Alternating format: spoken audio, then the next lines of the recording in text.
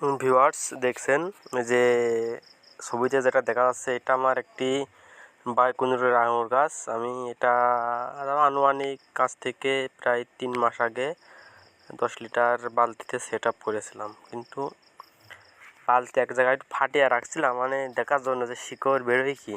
তা কালকে সকালে দেখলাম যে প্রচুর পরিমাণে শিকড় বেরিয়ে আর কি নিচে চলে গেছে। তাই আজকে 10 গ্যালন জিও ব্যাগে সেট আপ করে দিলাম। পর্যাপ্ত এত পরিমাণে শিকড় মানে মাটি হাত দিয়ে তোলার মতো নেই। সামনাসামনি দেখেন এই বালতিতে ওই যে শিকড় ওই জায়গায় ফুটোকে দিছিলাম, ওই যে ওখান থেকে আর কি মাটির ভিতরে চলে গেছে। গাছটি তাও আনুমানিক আপনার ধরেন তাও মোটামুটি 20 থেকে 25 ফুট লম্বা হবে। তো আমার ভুল একটাই হয়েছে, ছোটোবেলায় যে 2টা ডাল রেখে দিয়েছি, একটা ডাল রাখলে আমার মনে হয় আরও বেশি ভালো হতো আর কি।